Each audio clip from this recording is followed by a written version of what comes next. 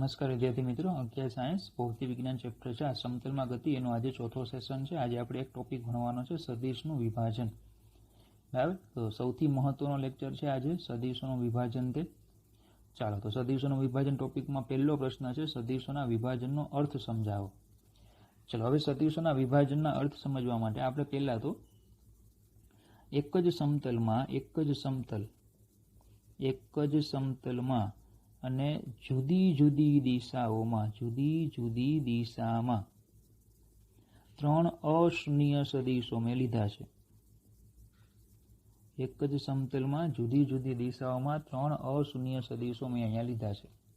બરાબર, ચાલો, તો સદિશ એ જે છે, સદિશ એ મારે બનાવવો છે.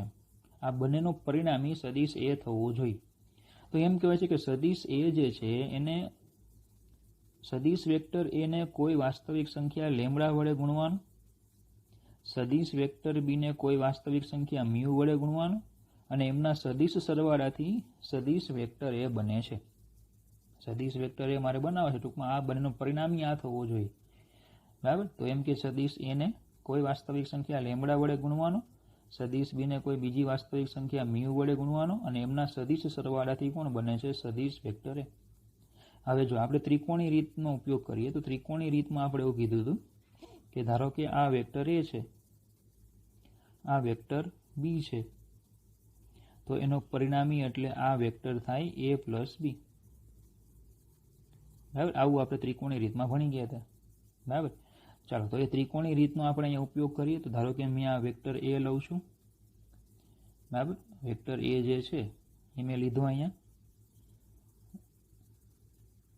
બરાબર, ચાલો, પછી વેક્ટર બી. હવે વેક્ટર બી મારે ગોઠવવો છે. તો જો વેક્ટર બી જે છે ને, પરિણામી સદિશ જો તમે પરિણામી સદિશ જો આ પરિણામી સદિશ છે ને, પરિણામી સદિશનું જે પૂછ છે ને એ વેક્ટર એના પૂછ પર છે.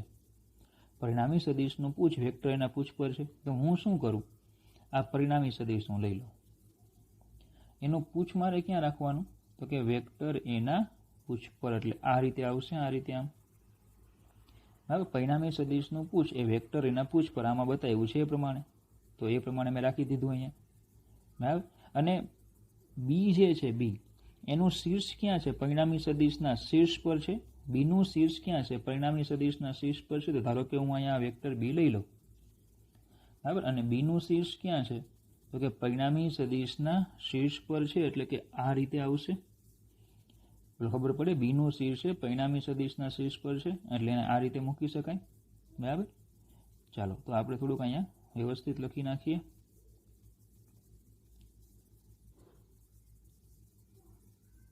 ઓકે, ચાલો, તો આ કયો સદિશ હતો? આપણો વેક્ટર એ. આ કયો સદિશ હતો? વેક્ટર બી. હવે પણ સમજો, ત્રિકોણ તો પૂરો થતો નથી. આમાં કેમ ત્રિકોણ કમ્પ્લીટ થયો? તો એવો ત્રિકોણ આમાં કમ્પ્લીટ થતો નથી. તો ત્રિકોણ મારે કમ્પ્લીટ કરવો હોય તો મારે શું કરવું પડશે? રેખા દોરવી પડશે. બરાબર, હું આ રીતે એક રેખા દોરું છું જે બીને સમાંતર હોય. બીને સમાંતર હોય એવી હું કરું છું? આ રીતે એક રેખા દોરું છું. બરાબર, અને એક રેખા દોરું છું જે એ ને સમાંતર હોય. એક રેખા દોરો જે બીને સમાંતર હોય અને એક રેખા દોરો તે એને સમાંતર હોય. આ રીતે આપણે રેખા દોરીએ. બરાબર, તો એ બંને રેખાઓ આપણને અહીંયા ધારો કે ક્યુ બિંદુ છે તો ત્યાં સ્પર્શે છે. બંને રેખાઓ છે એ ક્યુ આગળ શું કરે છે? સ્પર્શે. હવે એનો મતલબ એવો થાય કે સદિશના તીરની લંબાઈ વધારી દીધી આપણે. હવે સદિશના તીરની લંબાઈ વધે ક્યારે? સદિશ છે ને તીરની લંબાઈ વધે ક્યારે? તો આપણે એવું ભણી ગયા હતા કે ધારો કે કોઈ વેક્ટર એ છે એને હું 2 વડે ગુણું, તો આ વેક્ટર એ છે એને આપણે 2 વડે ગુણીએ એટલે જે નવો સદિશ મળે એનો તીરની લંબાઈ કેવી હોય? બમણી હોય. પહેલાં કરતાં લંબાઈ કેવી હોય? બમણી હોય. અને દિશા એની એ જ હોય. તો આ 2 ને આપણે શું કહેતા? એક વાસ્તવિક સંખ્યા, જે આપણે લાસ્ટ લેક્ચરમાં ભણી ગયા. તો હવે એનો મતલબ એવો થાય કે એના તીરની લંબાઈ મારે વધારવી છે તો એને શું કરવું પડે? મારે કોઈ વાસ્તવિક સંખ્યા ધારો કે લેમ્બડા કહી દો, એના વડે ગુણવું પડે. એટલે ખરેખર આ જે સદિશ થઈ ગયો એ સદિશ ખરેખર કયો કહેવાય? લેમ્બડા વેક્ટર એ. બીને શું કરવું પડે? અન્ય કોઈ વાસ્તવિક સંખ્યા ધારો કે મ્યુ, વેક્ટર બી મ્યુ વડે ગુણી દો. એટલે આપણો આ જે ખરેખર સદિશ થઈ ગયો કયો થઈ ગયો? મ્યુ વેક્ટર બી થઈ ગયો. બોલો ખબર પડે. તો પછી હવે વેક્ટર એ બરાબર આપણે શું લખી શકીએ? તો કે વેક્ટર એ એટલે જ વેક્ટર ઓપી, અને વેક્ટર ઓપી એટલે વેક્ટર ઓ ક્યુ પ્લસ વેક્ટર ક્યુપી. વેક્ટર એ બરાબર શું લખાય? સદીશોના સરવાળાની જેમ, આની જેમ. વેક્ટર આર પરિણામી સદીશ આર એટલે વેક્ટર એ વત્તા વેક્ટર બી. તો સેમ વેક્ટર એ એટલે કયા કયા સદીશો ખરેખર કયા છે? લેમડા વેક્ટર એ અને મ્યુ વેક્ટર બી. બરાબર. તો જ્યાં ઓક્યુ, ઓક્યુ એટલે શું થાય? લેમડા વેક્ટર એ, અને ઓપી એટલે શું થશે? મ્યુ વેક્ટર બી. જ્યાં લેમડા અને મ્યુ શું છે? વાસ્તવિક સંખ્યાઓ. બરાબર. તો એ પ્રમાણે આપણે વેક્ટર એ મળે કે વેક્ટર એ બરાબર લેમડા વેક્ટર એ પ્લસ મ્યુ વેક્ટર બી. ખબર પડે? તો આમ વેક્ટર એ બરાબર લેમડા વેક્ટર એ વત્તા મ્યુ વેક્ટર બી. તો એમ કહેવાય કે સદીશ એ ને આપણે આ બે ઘટકોમાં વિભાજિત કર્યો. દાખલા તરીકે હું 3 + 2 કરું તો મને મળે 5. તો 3 અને 2 જે છે આ એને 5ના સરવાળાના ઘટકો કહેવાય, કે ના સરવાળાના ઘટકો કહેવાય. એટલે કે 5ને આપણે 3 અને 2 માં વિભાજિત કર્યો. તો 3 અને 2 એ 5ના શું કહેવાય? સરવાળાના ઘટકો કહેવાય. એટલે ખબર પડે? બરાબર. અને ત્રણેય જે સદીશો છે એક જ સમતલમાં રહીએ એ રીતે ગોઠવાય. તો આ થઈ ગયું સદીશોના વિભાજનનો અર્થ. સદીશોના વિભાજનનો અર્થ. બરાબર. તો જો આપણે વાક્યો પ્રમાણે જઈએ બુકમાં, તો જો તમને એ પ્રમાણે આમાં અહીંયા વાક્યો આપ્યા છે. અહીંયા બધે તમારે વેક્ટર્સ કરવા જોઈએ. બરાબર. કારણ કે બુકમાં આપણે વેક્ટર આપેલા હોય નહીં. તો જો આકૃતિમાં દર્શાવ્યા પ્રમાણે એક સમતલમાં જુદી જુદી દિશાઓમાં બે અશૂન્ય સદીશ વેક્ટર એ અને વેક્ટર બી તથા તે જ સમતલમાં ત્રીજો એક સદીશ વેક્ટર કેપિટલ એ ધ્યાનમાં લ્યો. બરાબર. તો આપણે 3 સદીશોને ધ્યાનમાં લીધા. સદીશ વેક્ટર એને બે સદીશોના સરવાળા રૂપે દર્શાવી શકાય, જેમાંનો એક સદીશ વેક્ટર એ ને કોઈ વાસ્તવિક સંખ્યા વડે ગુણીને મેળવેલો હોય અને બીજો સદીશ વેક્ટર બી ને અન્ય વાસ્તવિક સંખ્યા વડે ગુણીને મેળવેલો હોય. ધારો કે ઓ અને પી સદીશ વેક્ટર એના પૂછ અને શીર્ષ છે. તો અહીંયા દેખાય છે ઓ જે છે એ સદીશ એનું શું છે? પૂછ. પી છે એ સદીશ એનું શીર્ષ. તો ઓ માંથી પસાર થતી એને સમાંતર સુરેખા દોરો. એને સમાંતર રેખા આપણે દોરી. તેવી જ રીતે પી માંથી પસાર થતી તથા બી ને સમાંતર સુરેખા દોરો. બી જે છે એને સમાંતર આમ સુરેખા દોરવાની. આ બંને સુરેખાઓના છેદન બિંદુને ક્યુ વડે દર્શાવવામાં આવે. જો આનું છેદન બિંદુ છે ને ક્યુ કહી દઉં, અને જો એક તીર આપણે અહીંયા મૂકી દઈએ, એક તીર આપણે અહીંયા મૂકી દઈએ, તો પછી ઓ, બરાબર, તો પછી આ રીતે લખાશે.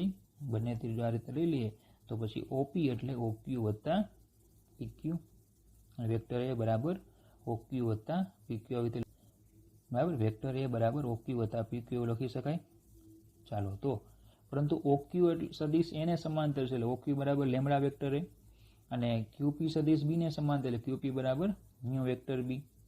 બરાબર. ક્યુપી જે છે એ બી ને સમાંતર છે એટલે એ લખાય બરાબર મ્યુ વેક્ટર બી.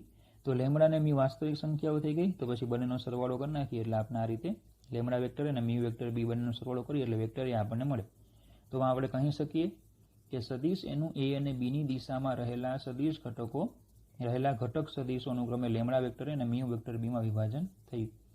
હવે સદીશ એ જે છે એનું આ બંનેમાં શું કર્યું આપણે? વિભાજન.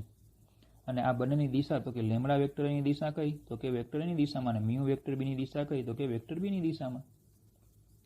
આ રીતનો ઉપયોગ કરીને આપણે આપેલ સદીશને બે ઘટક સદીશોમાં વિભાજિત કરી શકીએ, જેમાં ત્રણેય સદીશો એક જ સમતલમાં મળશે. બરાબર.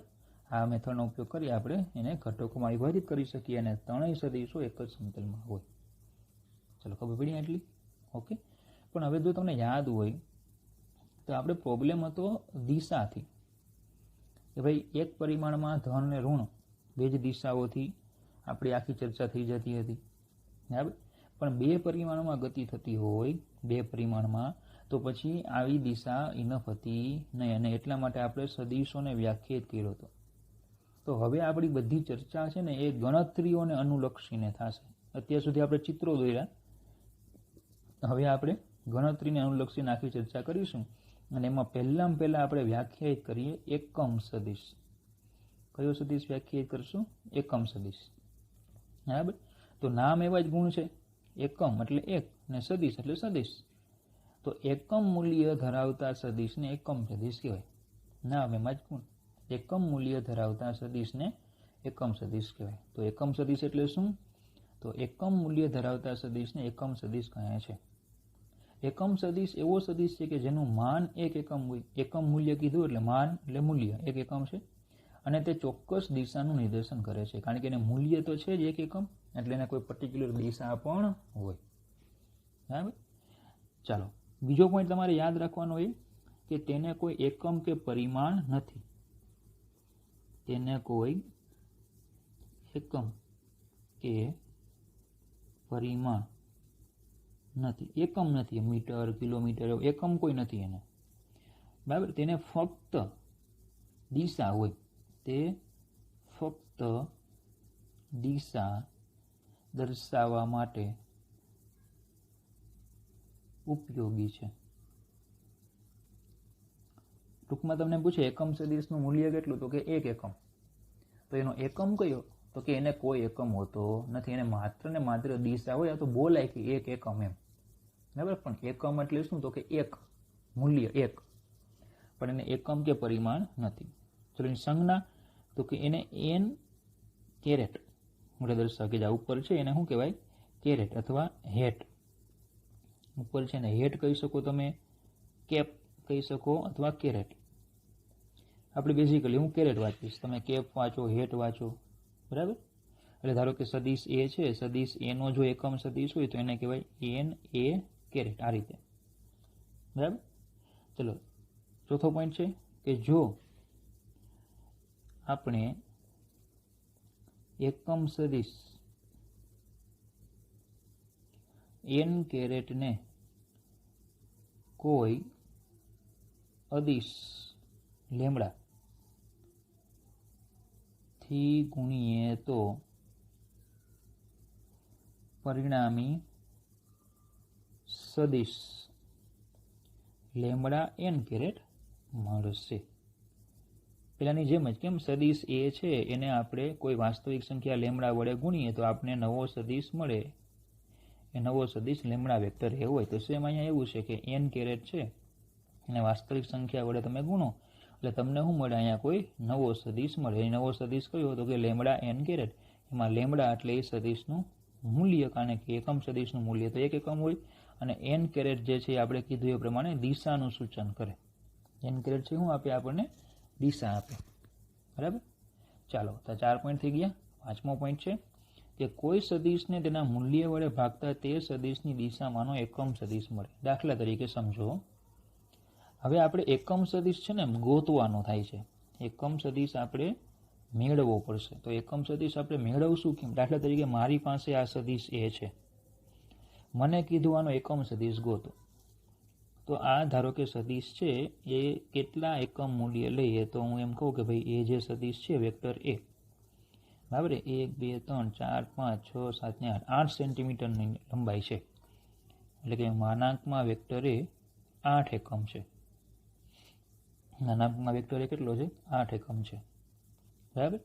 તો આપને શું કીધું કે કોઈ સદિશને તેના મૂલ્ય વડે ભાગતા, ધારો કે સદિશ એ છે એને એના મૂલ્ય વડે તમે ભાગો તો એ સદિશની દિશામાંનો એકમ સદિશ તમને મળે. બરાબર.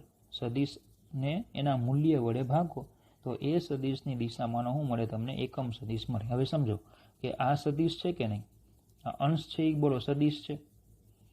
સદિશ છે તો એને શું હશે, એને મૂલ્ય હશે અને એને દિશા હશે. અને છેદમાં શું છે, ખાલી મૂલ્ય છે.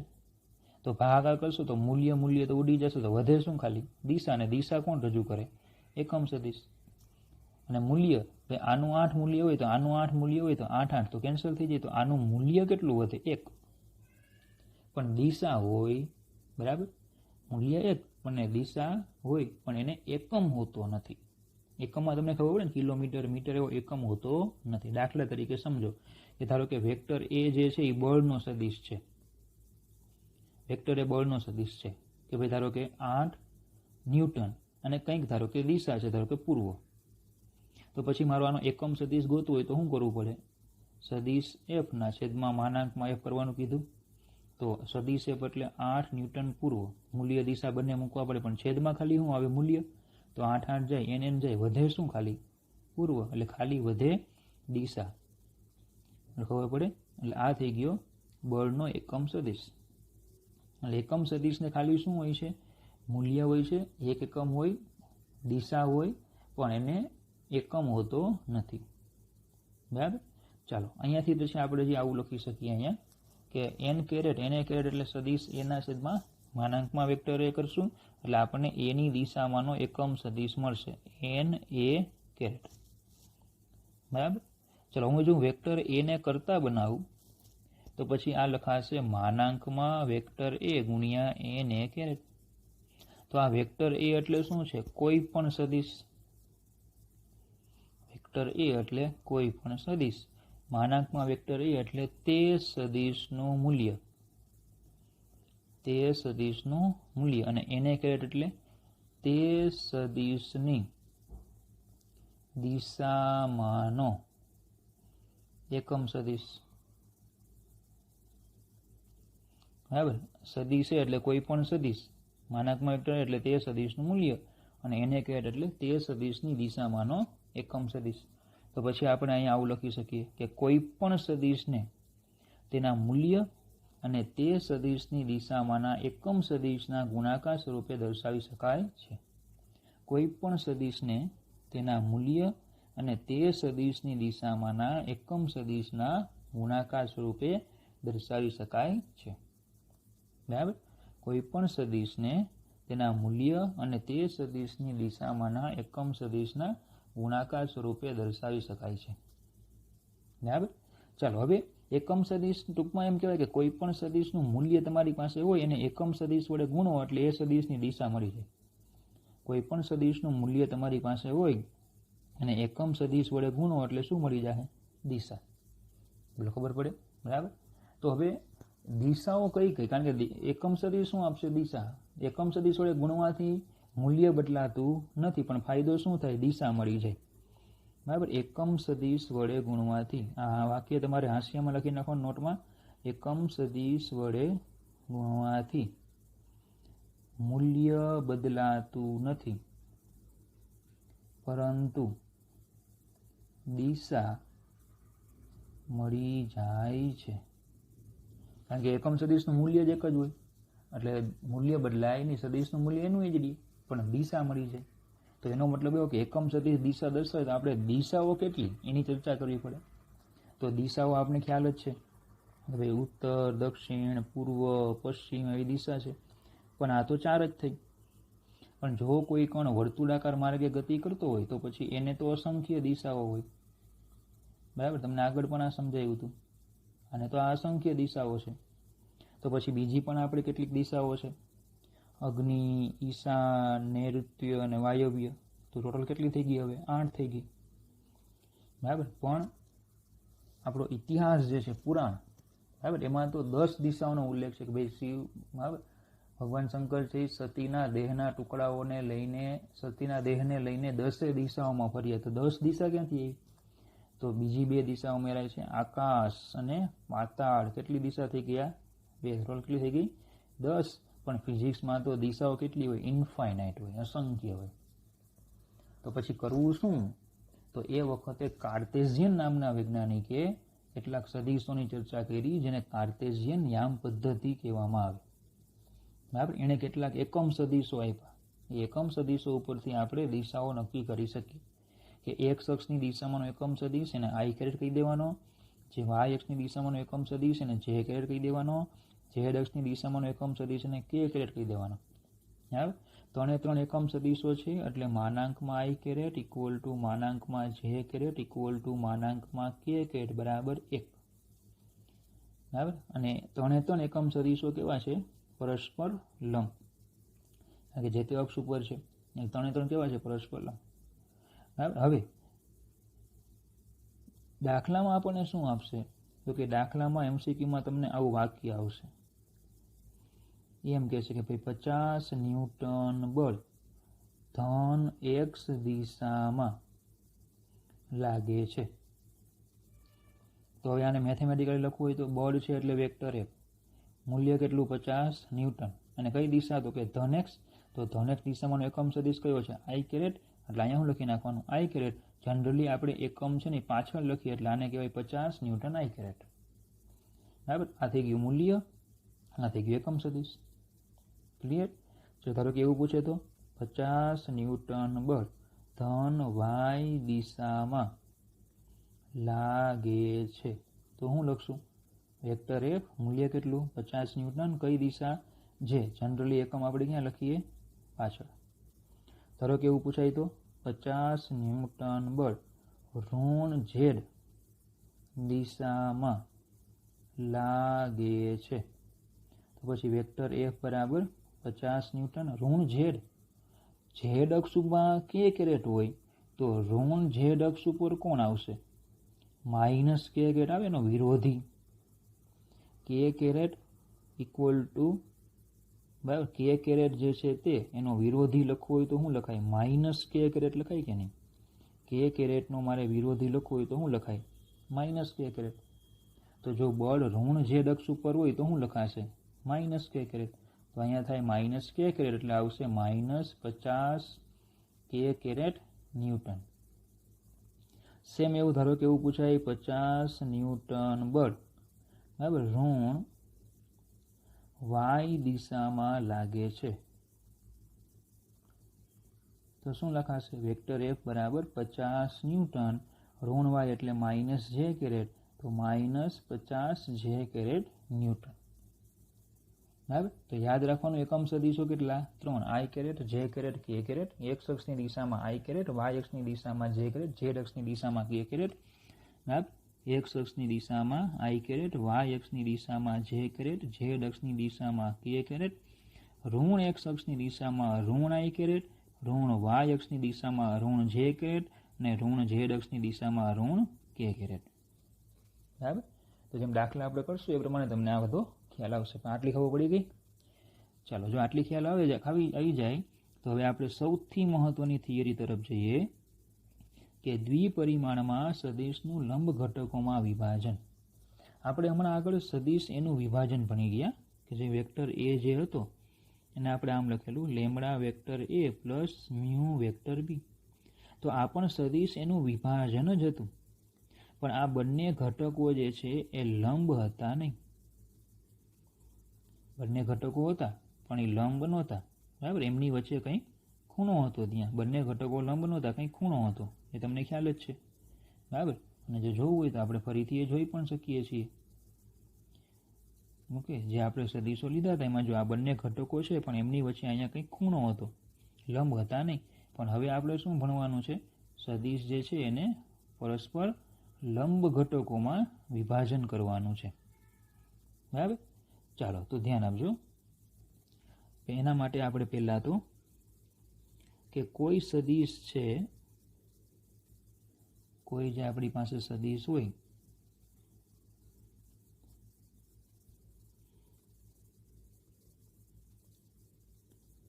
કોઈ સદિશ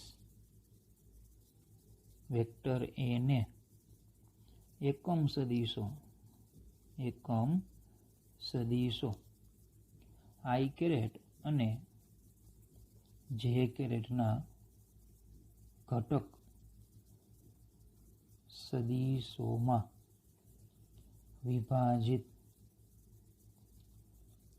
કરી શકાય છે કારણ કે હમણાં આપણે પેલા દ્વિપરિમાણ જ ભણીએ છીએ એટલે બે પરિમાણ એટલે xy સમતલ લો તો i કેરેટ અને j કેરેટ થાય બરાબર તો ચલો આપણે આ રીતે ચિત્ર દોરી શકીએ અહીંયા ધારો કે હું આ લઈ લઉં છું x અક્ષ એક y અક્ષ તો ધારો કે આને હું y અક્ષ કહી દઉં અને આપણે x અક્ષ કહી દઈએ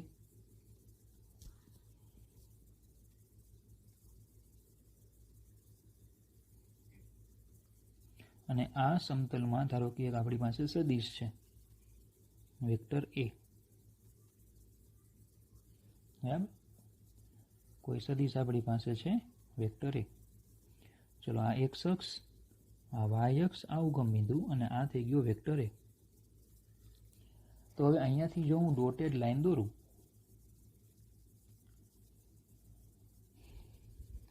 તો એના શીર્ષ પરથી આ રીતે હું એક લાઈન દોરી શકું અહીંયા હું એક લાઈન દોરી શકું, બરાબર. તો અહીંયા જો હું તીર મૂકી દઉં તો મને એક સદિશ મળે. અહીંયા હું તીર મૂકી દઉં તો મને આ રીતે એક બીજો સદિશ મળે. બોલો ખબર પડે? તો ચલો શું કરવાનું છે? તો જો કે આકૃતિમાં જે આપણે દર્શાવ્યું છે એ પ્રમાણે એક સદિશ એ જે છે એને આપણે XY સમતલમાં લીધો, બરાબર. હવે સદિશ એના શીર્ષમાંથી, સદિશ એ છે એના શીર્ષ પરથી જે અક્ષો આપી હતી, અક્ષો ઉપર આપણે શું દોર્યા? લંબ દોર્યા. સદિશ એના શીર્ષમાંથી અક્ષો ઉપર આપણે લંબ દોર્યા. તો આ જે આવ્યો એને હું કહી દઉં વેક્ટર A1. આ જે આવ્યો એને હું કહી દઉં વેક્ટર A2, બરાબર. તો હવે જો આ ખરેખર શું થઈ ગયું? ચતુષ્કોણ થઈ ગયો. વેક્ટર A1 ને વેક્ટર A2 જે છે એને એક જ બિંદુમાંથી દોર્યા, ચતુષ્કોણ પૂર્ણ કર્યું. તો આ પરિણામી કહેવાય. તો પછી આપણે અહીંયા આવું લખી શકીએ આકૃતિ પરથી કે vector A equal to vector A1 plus vector A2.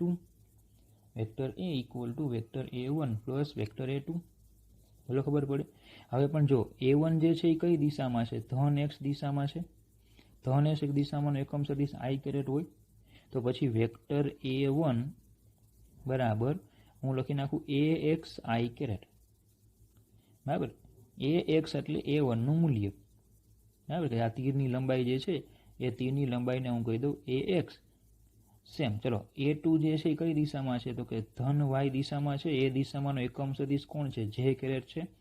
તો વેક્ટર A2 લખી શકાય AY J caret. Vector A2 એટલે AY J કેરેટ. AY એટલે શું? તો કે આ જે તીર છે એનું મૂલ્ય. અને થિયરિકલી AX અને AY ને શું કહેવાય? તો કે AX અને AY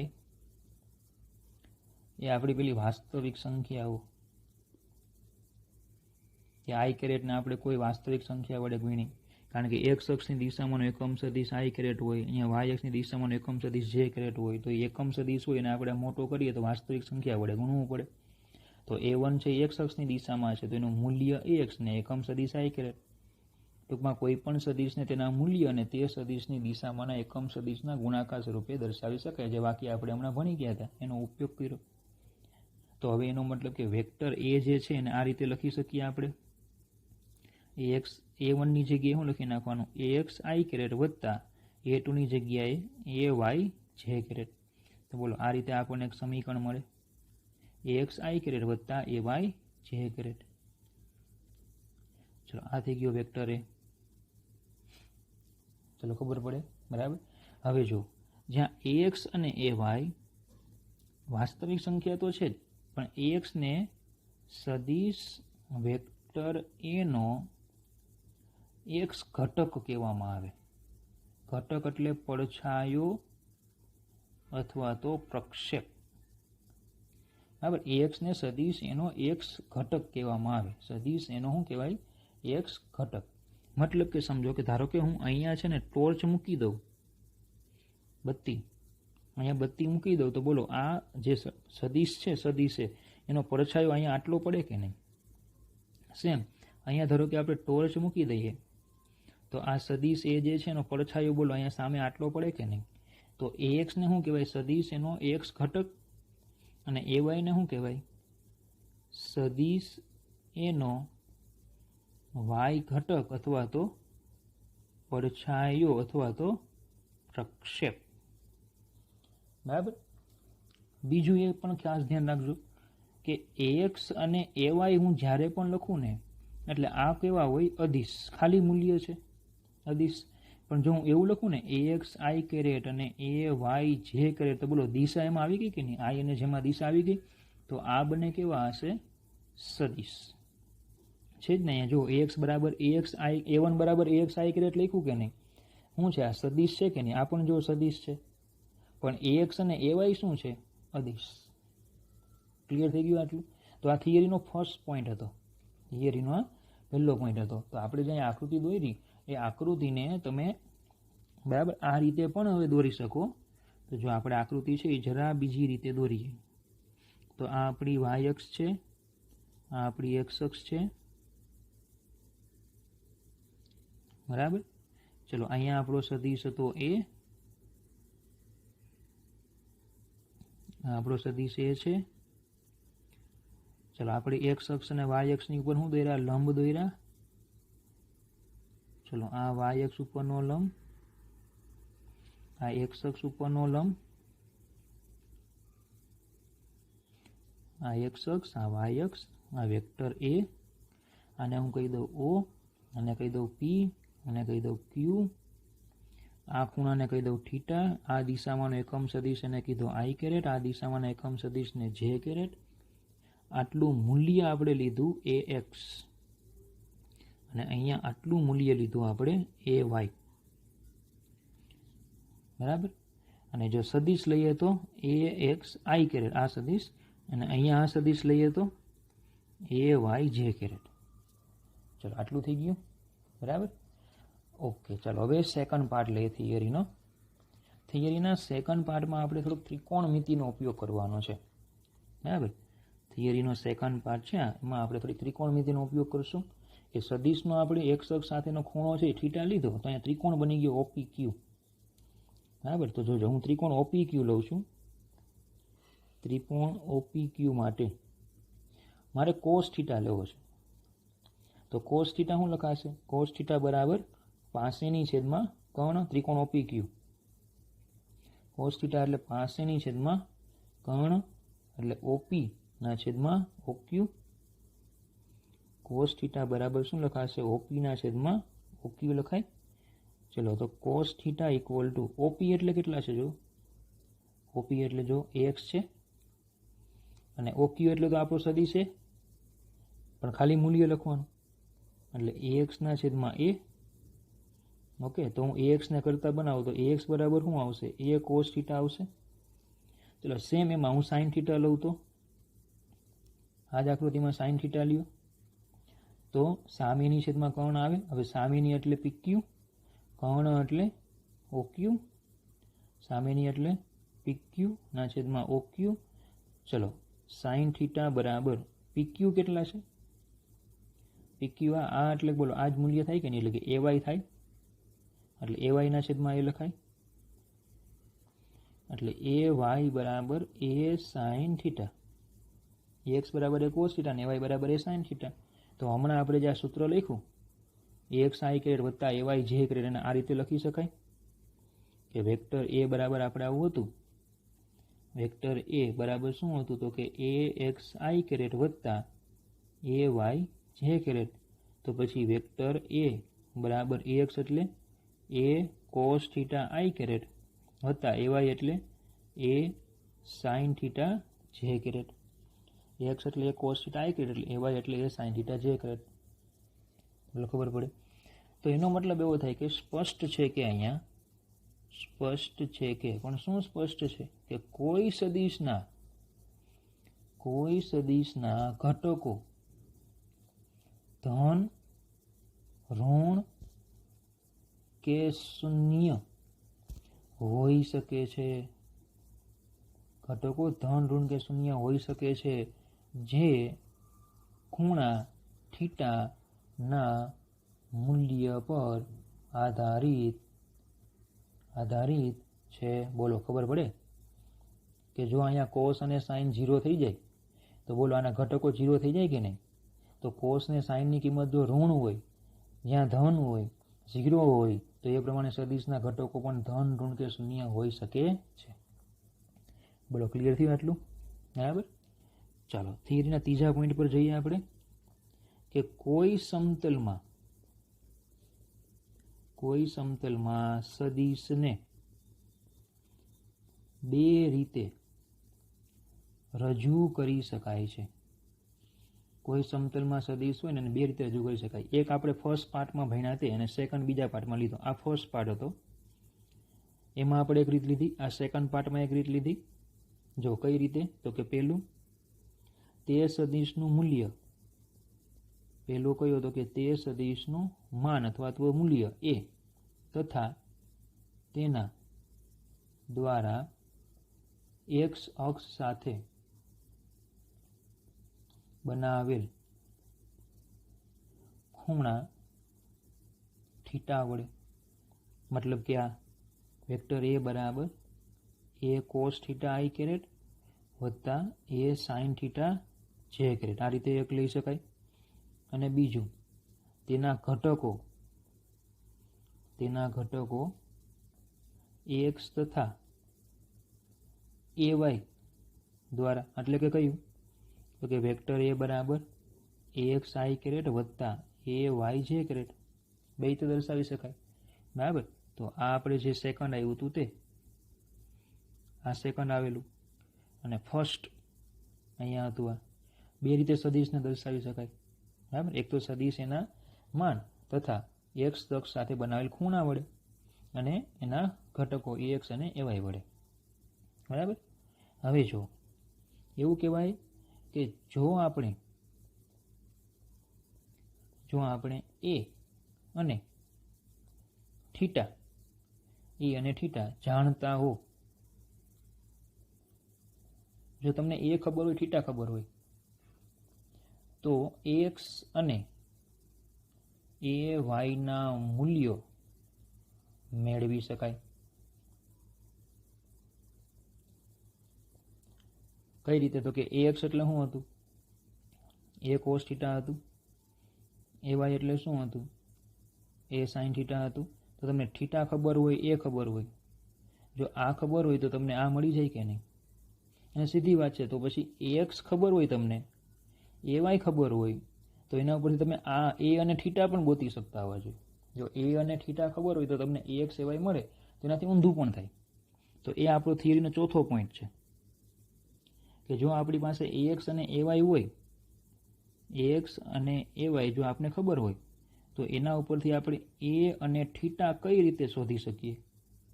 તો જો આપણી પાસે આ બે સમીકરણ છે, હું શું કરું? પહેલાં તો એક્સ સ્ક્વેર વત્તા એ વાય સ્ક્વેર કરું.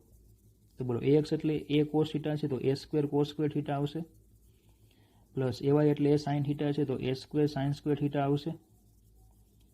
ચલો હવે એ સ્ક્વેર હું કોમન કાઢું તો કોસ સ્ક્વેર થીટા વત્તા સાઇન સ્ક્વેર થીટા થાય. જ્યારે આપણે 9મા 10મામાં જ્યારે પણ ત્રિકોણમિતિનું ફર્સ્ટ સ્ટેપ આવ્યું હતું ને, ત્યારે આપણે હંમેશા પહેલાં આ નિત્યસમ લઈએ કે આના બરાબર 1 થાય. તો પછી એ સ્ક્વેર એટલે શું થઈ જશે? એક્સ સ્ક્વેર વત્તા એ વાય સ્ક્વેર. તો એ બરાબર વર્ગમૂળમાં એક્સ સ્ક્વેર વત્તા એ વાય સ્ક્વેર લખાય. તો બોલો, એક્સ અને એ વાય તમને ખબર હોય તો તમને શું મળી જવાનું? એ. તો અહીંયા વાક્ય યાદ રાખવાનું છે, તમારે હાંસિયામાં લખી નાખવાનું કે કોઈ પણ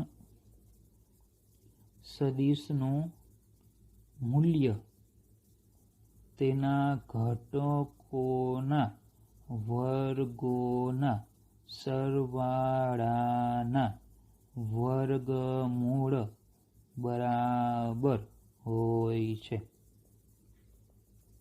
કોઈ પણ સદિશનું મૂલ્ય તેના ઘટકોના વર્ગોના સરવાળાના વર્ગમૂળ બરાબર હોય છે.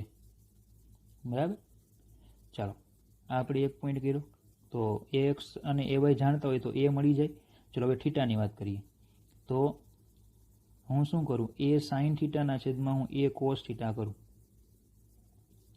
એ સાઇન થીટાના છેદમાં એ કોસ થીટા. એ સાઇન થીટાના છેદમાં એ કોસ થીટા. તો શું લખાશે? A Y by E X લખાય. એટલે અહીંયા શું આવશે? A Y by E X આવશે. બરાબર. બોલો, આ સાઇન અપોન કોસ એટલે ટેન થાય. સાઇન ને કોસ ભેગા થાય એટલે ટેન બની જાય. નવો જન્મ થાય ટેનનો. તો થીટા બરાબર tan inverse A Y by A X. ચાલો હવે અહીંયા જરાક મેથ્સવાળાને લગભગ ખબર પડી ગઈ હોય ટેન અને ટેન ઇનવર્સમાં. બરાબર. અને ખબર ન પણ પડી હોય, પણ બાયોલોજીને તો બિલકુલ ખબર નહીં પડી હોય કે આ ટેન ઇનવર્સ ક્યાંથી આવ્યું એમ. બરાબર. હવે જો એકદમ સાદું સિમ્પલ તમને ઉદાહરણ આપું કે આપણે tan 45 ડિગ્રી હોય તો કેટલા થાય? 1 થાય. તો ટેનમાં તમે અહીંયા ખૂણો મૂકો તો તમને અહીંયા એની કિંમત મળે કે tan 45 કેમ. બરાબર. તો tan ઇનવર્સ 1 બરાબર 45. તો અહીંયા તમે tan ઇનવર્સમાં તમે અહીંયા કિંમત મૂકો તો તમને શું મળે? અહીંયા ખૂણો મળે. બરાબર. આ tan જે છે આને તમે વિધેય કહો, વિધેય. તો આને કહેવાય પ્રતિવિધેય. આ મેથ્સની ભાષામાં ખબર પડે. મેથ્સની ભાષામાં આવું કે ટેનમાં ખૂણો મૂકો તો કિંમત મળે, ટેન ઇન્વર્સમાં કિંમત મૂકો તો ખૂણો મળે. ટેન ઇન્વર્સમાં ટેનનું મૂલ્ય 1 કયા ખૂણા પર, તો કે 45, એટલે 45 મળે. તો આને જો આપણે વિધેય કહીએ તો આને શું કહેવાય? ઇન્વર્સ એટલે પ્રતિવિધેય. બરાબર.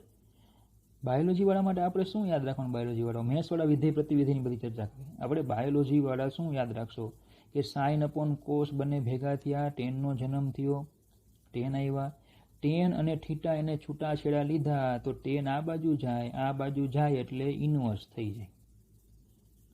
આ બાજુ જ્યારે પણ જાય એટલે ઇન્વર્સ થાય. મતલબ કે ધારો કે તમને આવું આપ્યું હોય કે ભાઈ સાઇન થીટા બરાબર એ, તો થીટા બરાબર શું લખાય? સાઇન ઇન્વર્સ એ. બસ સિમ્પલ, સાઇન ઇન્વર્સ કરવાનું. બીજું યાદ શું રાખવાનું કે ઇન્વર્સમાં અહીંયા શું મૂકવાની હોય? કિંમત. એટલે તમને શું મળશે? અહીંયા ખૂણો. દાખલા તરીકે બીજું સમજાવું કે ભાઈ સાઇન 30 એટલે કેટલા થાય? 1/2. તો અહીંયા શું મૂક્યું આપણે? ખૂણો. તો અહીંયા શું મળી આપણને? કિંમત. તો પછી સાઇન ઇન્વર્સ હું 1/2 કરું તો શું મળશે મને? 30. અહીંયા શું મૂકીએ આપણે? કિંમત. તો આપણે જવાબ શું મળ્યો? ખૂણો. આ ખાસ યાદ રાખવાનું. બરાબર. તો ચલો થીટા મળી ગયો. અને બીજું તમારે એ યાદ રાખવાનું કે થીટા કયો ખૂણો? તો કે થીટા એ એક્સ અક્ષની ધન દિશા સાથે વિષમ ઘડી દિશામાં બનાવેલો ખૂણો છે. થીટા એ એક્સ અક્ષની ધન દિશા સાથે વિષમ ઘડી દિશામાં બનાવેલો ખૂણો છે. ઓકે. તો આ થઈ ગઈ આપણી બાહુબલી પ્રકારની થિયરી. સમતલમાં ઘટકોમાં સદિશનું સમતલમાં એટલે કે દ્વિપરિમાણમાં લંબ ઘટકોમાં વિભાજન. ચલો લંબ ઘટકો કેમ? તો કે ટૂંકમાં સદિશ એ છે એના આપણે બે ઘટકો લીધા, એક લીધો ax અને એક લીધો ay. ax જે છે એ x અક્ષ ઉપર છે, ay છે એ y અક્ષ ઉપર છે, અને x અને y બંને કેવી હોય? પરસ્પર લંબ. આ બંને કેવી હોય? અહીંયા પરસ્પર લંબ. એટલે એમ કહેવાય કે સદિશનું આપણે લંબ ઘટકોમાં વિભાજન કર્યું. જે અહીંયા લંબ નહોતા એ હવે અહીંયા લંબ થયા. બરાબર. a1 અને a2 જે લીધા આપણે કેવા છે? લંબ છે. તો સદિશનું લંબ ઘટકોમાં વિભાજન કર્યું. હવે સમજો તમને પ્રશ્ન એવો થાય કે સાહેબ ઘટકોમાં વિભાજન કરવાથી આપને શું મળે? એમ ઘટકો શું દર્શાવે? પ્રશ્ન એ થાય ઘટકો જે છે આ ઘટકો શું દર્શાવે? એનો પ્રશ્ન થાય ઘટકોમાં વિભાજન કરવું શું કામ? એમ તો યાદ રાખજો કે કોઈ પણ સદિશનો જે તે દિશામાંનો ઘટક એ તે સદિશની તે દિશામાંની અસરકારકતા સૂચવે છે. શું કહે છે? સદિશનો કોઈ પણ દિશામાંનો ઘટક એ તે સદિશની તે દિશામાંની અસરકારકતા સૂચવે છે. એકદમ સાદું સિમ્પલ ઉદાહરણ લઈએ, બાળપણ યાદ કરીએ કે બાળપણમાં તમે બરાબર રમકડાની મેળામાં ગયા હો તો એમાં પપ્પા પાસે વેન કર્યું હોય કે મને એક ટ્રક લઈ દો રમકડાનો. તમારા પપ્પાએ તમને ટ્રક મારી વખતે તો ન લઈ દેતા, બરાબર, પણ તમારી વખતે તો લઈ જ દઈએ કારણ કે તમે બહુ ખોટના હો એટલે. બરાબર. અમારી વખતે અમે બહુ ખોટના નહોતા. હવે તમે એને શું કરો? અહીંયા દોરી બાંધી દો. દોરી બાંધીને પછી આખા શેરીમાં બધાને બતાવો કે મને ટ્રક લઈ દીધો એમ કરીને બધાને બતાવો. તો તમે બળ આ દિશામાં લગાડો છો દોરી પર. યાદ રાખજો, તમે નાનપણમાં જ ફિઝિક્સ ભણતા હતા. બળ તમે આ દિશામાં લગાડો છો. તમારો ટ્રક ગતિ કરે છે આ દિશામાં. તમારો ટ્રક આ દિશામાં ગતિ કરે છે. બરાબર. આ ખૂણો હતો થીટા. તો ધારો કે એ ટ્રક છે એ ત્યાંથી ગતિ કરે અને અહીંયા પહોંચે છે. બરાબર. એ જે તમારો ટ્રક હતો એણે ગતિ કરીને અહીંયા પહોંચ્યો. બરાબર. તો એણે સ્થાનાંતર કર્યું આટલું ડી. તો હવે તમે ધારો કે અહીંયા 5 ન્યૂટનનું બળ લગાડ્યું હતું. તમે ધારો કે ત્યાં કેટલું બળ લગાડ્યું હતું? 5 ન્યૂટનનું. ધારો કે આ થીટા જે છે એ તમારો 60નો છે અહીંયા. તો ટ્રકે આટલું સ્થાનાંતર કર્યું તો એના માટે આ સમગ્ર તમારું બળ જવાબદાર છે? તમે સમગ્ર બળ જવાબદાર છે ટ્રકનું અહીંયાથી અહીંયા પહોંચાડવા માટે? તો એનો જવાબ છે ના. આ બળ ખૂણો થીટા બનાવે, એના બે ઘટક પડે. આ ઘટક કોસ થીટા આવે, જે હમણાં આપણે આગળ વાત કરી, સદિશ એ, સદિશ એનો આ ઘટક કયો હતો? એક્સ, એટલે એ કોસ થીટા, તો આ એફ કોસ થીટા આવે. અને આ ઘટક કયો આવે? એફ સાઇન થીટા આવે. બરાબર. હવે જો એફ કોસ થીટા કેટલો થાય? એફ કોસ થીટા એટલે 5 ન્યૂટન, અને કોસ 60, કોસ 60 ખબર ને, 5 × 1/2 એટલે કેટલું બળ આવશે? 2.5 ન્યૂટન થાય. તો આનો કહેવાનો મતલબ એવો કે તમે જ્યાં ડી જેટલું સ્થાનાંતર કરાવો ને એમાં ખાલી 2.5 ન્યૂટન બળ જ જવાબદાર છે. બાકીનું 2.5 છે ને તો એ ઉપર લાગે છે, જે તમારા માટે નકામું છે.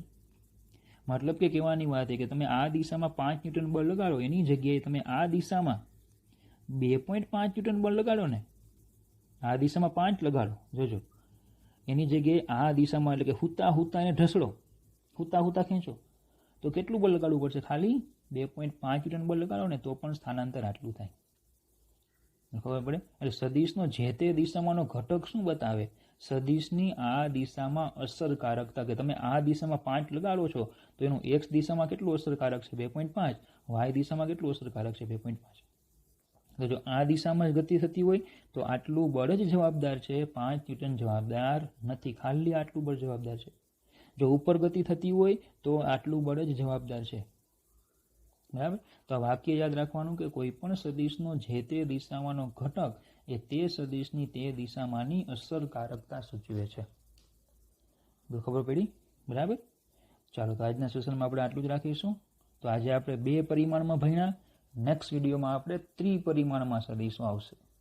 Okay, thank you.